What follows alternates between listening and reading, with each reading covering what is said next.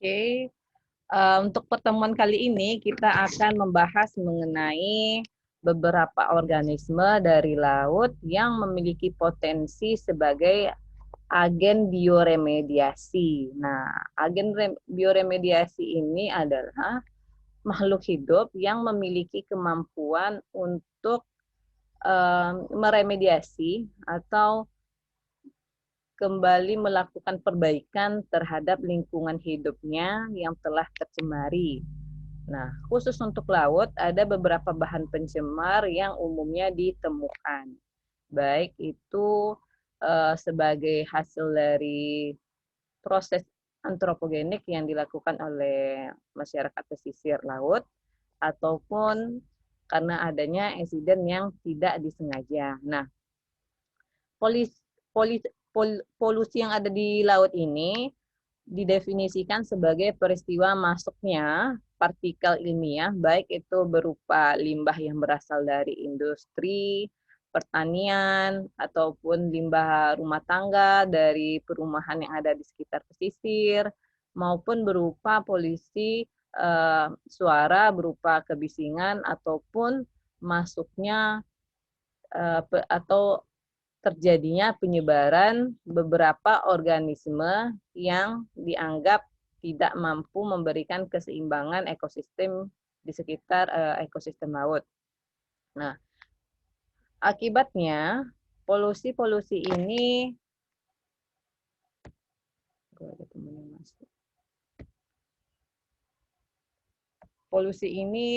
dianggap sebagai sesuatu yang membahayakan bagi organisme yang ada di sekitar laut. Nah, untuk kasus polusi, kebanyakan memang berasal dari zat-zat kimia ya, yang nantinya akan berdampak pada beberapa biota laut. Contohnya, mulai dari yang terkecil, yaitu dari jenis plankton, maupun yang paling banyak terdampak itu adalah beberapa organisme yang ada pada bagian dasar dari laut.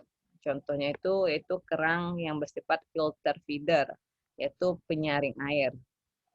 Nah, konsentrasi dari beberapa partikel-partikel kimia yang bersifat racun ini lama-kelamaan akan menyebabkan ketidakmampuan dari biota laut untuk dapat bertahan hidup karena konsentrasi yang tidak mampu ditolerir ini bisa menyebabkan kelainan, contohnya terjadinya mutasi pada genetik yang ada pada biota tersebut, maupun akhirnya lambat laun akan menyebabkan kematian sebagai efek dari menurunnya kadar oksigen yang ada di sekitar perairan ataupun kandungan dari karbon dioksida ataupun kandungan dari berbagai macam partikel organik yang sangat berbahaya dan tidak mampu untuk dicerna oleh organisme-organisme yang ada di laut. Nah, kita akan coba lihat beberapa polusi yang banyak ditemukan di laut. Yang pertama, polusi oleh minyak. Nah, saat ini industri perminyakan khususnya yang berasal dari ini ya, berdasarkan dari minyak yang ada di lautan, itu sangat perkembangannya sangat pesat. Tetapi proses ini, proses pengeboran minyak yang ada di laut lepas pantai ataupun yang disebabkan oleh proses pengangkutan dari satu tempat ke tempat lain seringnya menyebabkan terjadinya tumpahan minyak yang bisa berakibat fatal bagi beberapa organisme yang ada di dalam laut. Nah, organisme akuatik ini yang tidak dapat mentolerir atau tidak mampu mencerna kandungan oktan pada bilangan yang terdapat pada minyak tersebut mampu menyebabkan gagal fungsi dari beberapa organ-organ yang ada di tubuhnya. Nah, lambat laun akhirnya akan menyebabkan kematian karena sifat dari polutan minyak tersebut bersifat beracun. Banyak sekali yang masuk keluar ini ya. Oke, contoh beberapa kecelakaan. Nah, kecelakaan kapal yang memang berfungsi dalam proses pengangkutan minyak yang telah banyak diamati dan menyebabkan kematian pada beberapa organisme akuatik. Yang paling terkenal itu yaitu Torrey Canyon ya, yang terjadi di pantai Inggris pada tahun 1967 yang berdasarkan hasil penelitian menyebabkan lebih dari 100.000 burung yang ada di sekitar pesisir itu menyebabkan kematian. Karena apa? Ketika dia mau mengambil ikan yang ada di sekitar permukaan, menyebabkan minyak-minyak itu mengenai atau menutupi tubuhnya. Nah, akhirnya dia berusaha untuk menjilat-jilat minyak yang terdapat di sekitar bulunya agar tidak lengket. Nah, karena minyak yang dijilatnya ini akhirnya tertelan oleh dirinya sendiri, menyebabkan terjadinya gagal dalam fungsi pencernaan oleh burung itu sendiri dan berakibat terhadap kematian yang drastis. Contoh yang lain adalah yang terjadi di Selat Melaka pada tahun 1975 dan di lepas pantai Prancis ya pada tahun 1978. Sebetulnya di Indonesia sendiri banyak juga terjadi itu, contohnya di Teluk Jakarta ya, yang diamati sangat tinggi terhadap polutan dari pencemaran minyak. Nah, polusi minyak ini memiliki pengaruh yang sangat luas, baik itu terhadap organisme berupa hewan maupun tumbuh-tumbuhan yang dicemarinya. Nah, untuk kasus dari burung laut tadi, nah tubuhnya yang tertutup minyak ini berusaha untuk dihilangkannya dengan cara yang dijilat tadi, sehingga nanti akhirnya menyebabkan dia terkontaminasi oleh senyawa oktan organik yang ada di minyak tersebut dan akhirnya menyebabkan gagal, misalnya gagal dalam saluran pencernaannya, yang akhirnya lambat laun menyebabkan terjadinya pembengkakan pada daerah hati, daerah pankreasnya, dan juga menyebabkan diare yang berlebihan pada burung-burung laut. Nah, selain itu, contohnya juga pada tumbuhan seperti mangrove ataupun juga lamun, itu sudah pasti akan terdampak. Nah, selain dari itu, mikroorganisme yang tercemari juga akhirnya secara drastis akan melakukan proses dekomposter ya, yang membutuhkan oksigen yang sangat tinggi. Nah, penggunaan oksigen yang sangat tinggi ini menyebabkan kadar oksigen yang terdapat di perairan pun dapat menurun secara drastis. Nah, penggunaan dari limbah-limbah yang tercemar ini pun menyebabkan beberapa mikroorganisme seperti alga ataupun bakteri-bakteri dan juga fungi yang bersifat dekomposer, pertumbuhannya terjadi secara drastis dan bisa menyebabkan eutrofikasi. Oke, ini contohnya ya, gambaran untuk beberapa contoh polusi minyak yang terjadi di laut.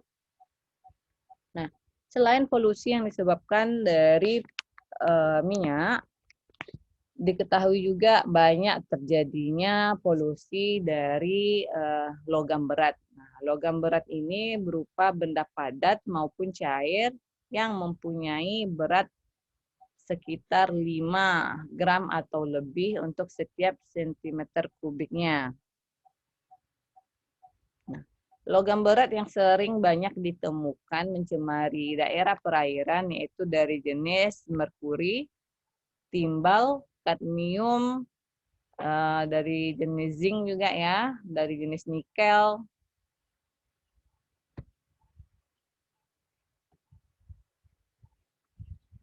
keluar ya.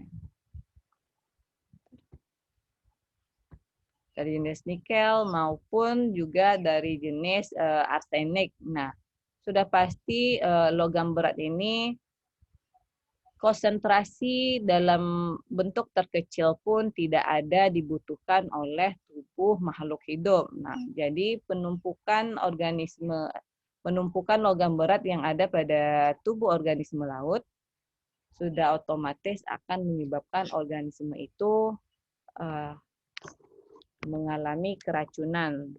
Yang paling sering diamati itu dari jenis kerang-kerangan ya, karena kontaminasi dari logam berat ini kecenderungannya lebih banyak terdapat pada daerah sedimen, walaupun di perairan laut itu sendiri juga terdapat ya logam beratnya, tetapi tidak sebanyak yang terdapat di sedimen. Oleh karena itu, beberapa penelitian yang telah dilakukan oleh senior kalian atau peneliti yang lain juga banyak menjadikan kerang itu sebagai indikator dari pencemaran logam berat yang parah dari suatu perairan.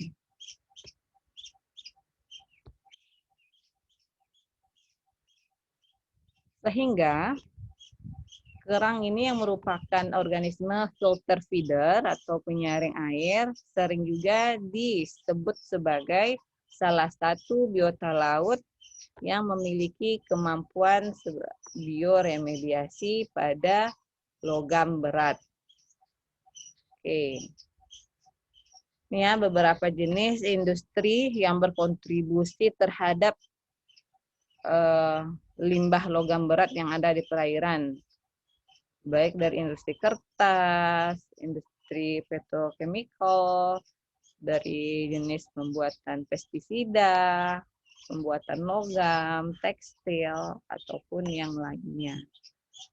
Selain dari industri ini, dari bidang transportasi juga memberikan kontribusi yang sangat tinggi ya. Contohnya transportasi dari kapal angkut ataupun kapal yang ada di sekitar pesisir dari jenis sampan atau segala macamnya, dari hasil pembakaran mesinnya juga itu sangat banyak berkontribusi terhadap logam berat dari jenis plumbum ataupun kadmium. Tuh di sekitar laut Dumai ataupun di sekitar Selat Malaka itu sudah konsentrasi polusi dari logam beratnya itu sudah sangat tinggi. Dan sebetulnya berdasarkan penelitian yang telah kita lakukan, kandungan logam berat yang terdapat pada beberapa kerang di sekitar perairan Selat Rukhat yang paling banyak berkontribusi untuk penangkapan dari jenis kerang mangrove, itu rata-rata kandungan dari logam beratnya sudah sangat beracun sekali ya. Jadi hati-hati jika mengkonsumsi kerang, karena bisa keracunan dari logam berat.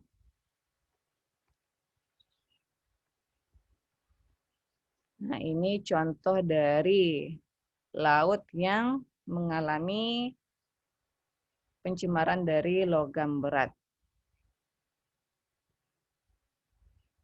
Oke, selanjutnya kita akan membahas mengenai populasi sampah yang sangat besar di sekitar perairan laut Indonesia. Indonesia berdasarkan hasil dari penelitian itu merupakan negara nomor 3 terbesar dalam penyumbang sampah plastik yang ada di lautan. Nah, sampah plastik ini sudah menjadi masalah global ya, karena penggunaan sampah plastik baik secara industri rumah tangga maupun industri yang dilakukan oleh beberapa pabrik-pabrik besar ini ujungnya akan bermuara ke laut. Nah, penanganan yang kurang baik dari kesadaran masyarakat sendiri ataupun manajemen dari pemerintah terhadap kelimpahan sampah plastik ini menyebabkan ancaman yang sangat parah sekali ya terhadap organisme akuatik, karena beberapa organisme akuatik ini telah banyak dilaporkan berdasarkan dari hasil penelitian mengkonsumsi sampah-sampah yang terdapat di lautan. Salah satu contohnya itu yaitu paus ya, yang baik secara sengaja ataupun tidak ketika ingin melakukan proses makan hewan-hewan yang lebih kecil, jika terdapat juga di sekitar perairan itu sampah-sampah plastik akan menyebabkan masuknya sampah-sampah plastik itu sendiri. Nah, selain sampah-sampah itu, proses penjaringan ikan ini juga berdampak sangat tinggi terhadap pencemaran plastik dari jenis seperti fiber.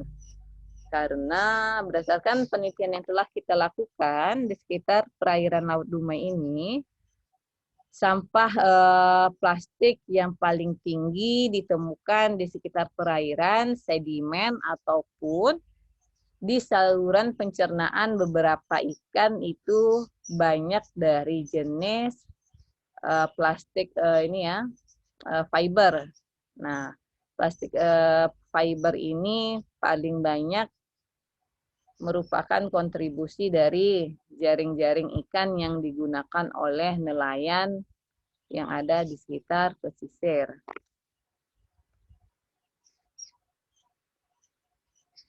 Oke.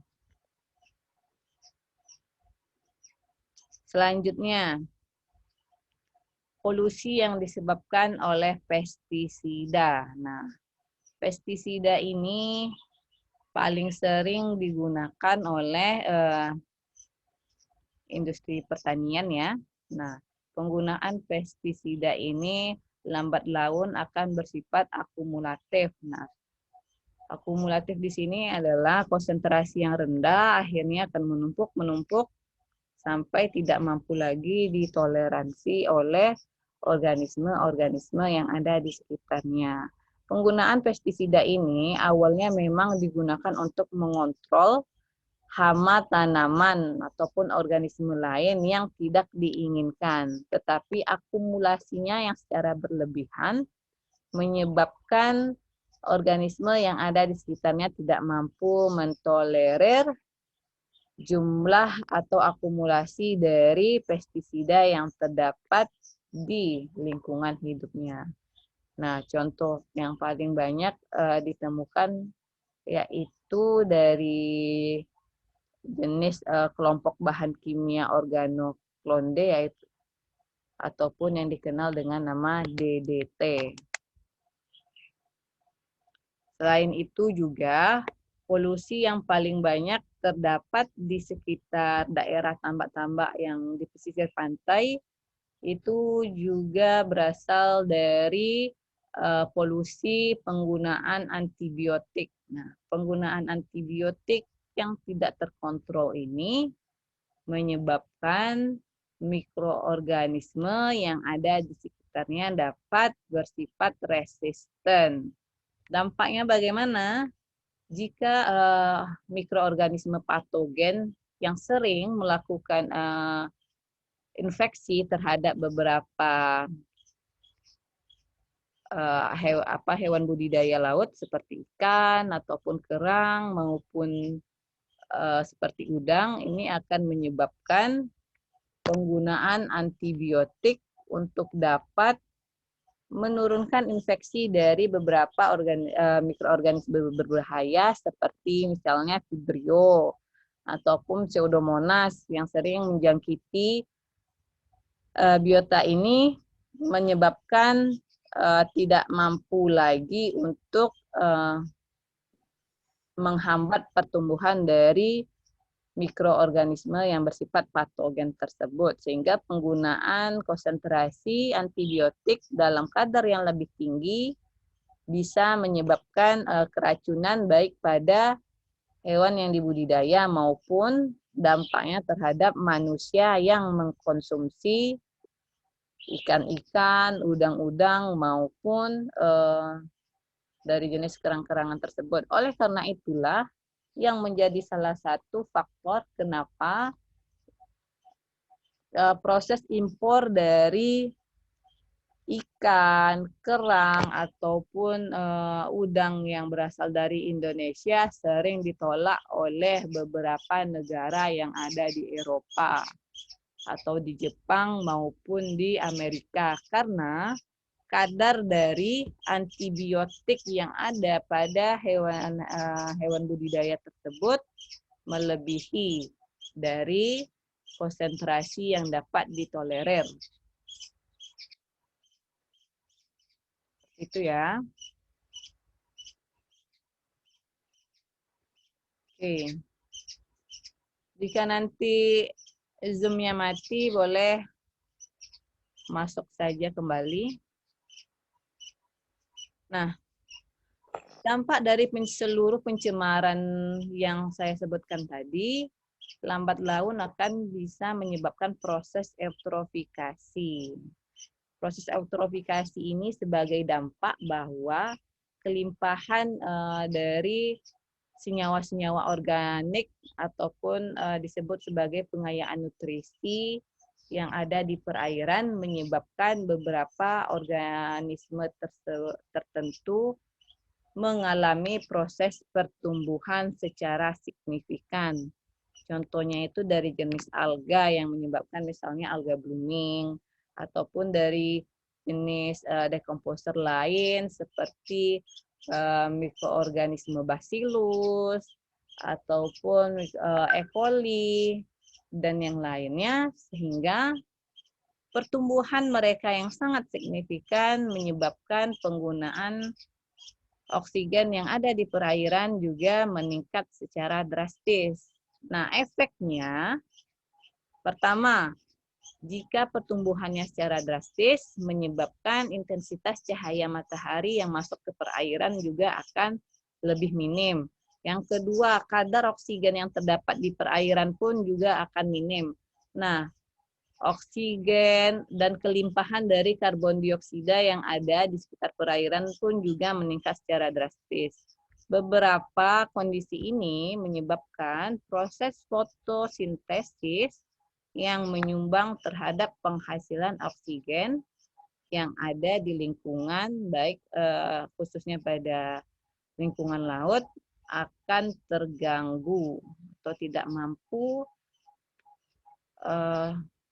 mampu menghasilkan oksigen secara efisien. Nah, lambat laun akan bisa berdampak terhadap gejala hipoksia yang ada di perairan laut. Nah, di Teluk Jakarta sendiri telah terlaporkan adanya gejala hipoksia ya, yaitu kadar dari oksigen yang berada pada level tidak mampu mendukung pertumbuhan organisme akuatik secara baik, yaitu di bawah dari 2 ppm kadar oksigennya. Nah, jika ini tidak mampu ditangani secara serius, akan bisa berdampak terhadap kondisi beberapa laut menjadi laut mati karena tidak terdapat biota laut yang mampu hidup di dalamnya atau yang kita kenal dengan kondisi anoksia. Kondisi anoksia ini kadar oksigennya sama sekali tidak terdapat lagi di sekitar perairan tersebut. Nah, dampaknya sangat besar ya, baik untuk kelangsungan hidup dari manusia itu sendiri maupun dari segi ekonomi. Nah, ada juga polusi yang disebabkan terjadinya peningkatan pH dari perairan. Nah, pH di sini sudah otomatis merupakan dampak dari kegiatan limbah-limbah industri ataupun asap kendaraan dan banyak yang lainnya. Karena mereka berkontribusi dalam penyumbang karbon dioksida yang ada di atmosfer. Nah, karbon dioksida yang ada di atmosfer ini dapat berdifusi masuk ke dalam perairan. Nah, difusi dari karbon dioksida yang ada di atmosfer secara berlebihan ini dan juga yang bersifat cair lama-kelamaan dalam kadar yang tinggi, yang normalnya itu kan paling bagusnya sekitar 15 ppm ya. Nah, di atas 15 ppm itu sudah mulai mengganggu ketidakseimbangan untuk ekosistem yang ada di laut. Nah, sehingga konsentrasi dari oksigen maupun karbon dioksida ini ketika dikonsumsi oleh organisme akuatik akan menyebabkan kalahnya pengikatan oksigen oleh sel darah merah pada biota-biota laut. Nah, kecenderungannya sel darah merahnya akan lebih cepat berikatan dengan karbon dioksida dibandingkan oksigen. Nah, akhirnya hewan-hewan atau hewan-hewan akuatik ini pun akan mengalami gejala hipoksia karena kekurangan oksigen. Nah, untuk beberapa organisme-organisme yang memiliki kemampuan gerak yang tinggi, mereka akan bergerak ke perairan laut yang cenderung dangkal ya, yang cenderung lebih tinggi kadar oksigennya. Tetapi untuk organisme yang lokomotifnya rendah, tidak mampu bergerak secara aktif, contohnya itu dari jenis tiram, kerang-kerangan. Nah, inilah yang menyebabkan keterancaman punah bagi beberapa organisme yang tidak mampu melakukan pergerakan untuk mencari daerah yang menyediakan oksigen dengan baik. Oleh karena itulah, dampak dari polusi ini bisa menyebabkan keragaman hayati sumber daya alam yang ada di laut dapat mengalami penurunan, bahkan terancam akan punah. Yang jelas-jelas sudah terdampak populasi menurun itu dari jenis kerang-kerangan yang ada di Riau itu dari jenis ini ya, misalnya kerang sepetang. Nah, kerang sepetang ini sudah sangat sulit sekali untuk ditemukan. Ini salah satu dampak dari tingginya kadar logam berat.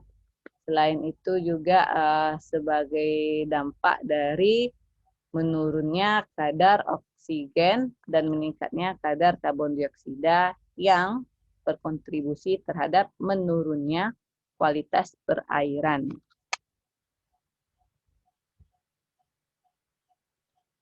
Selain dari polusi-polusi tadi, polusi yang berasal dari sumber bunyi ataupun suara itu juga bisa berkontribusi terhadap gangguan hidup beberapa organisme laut.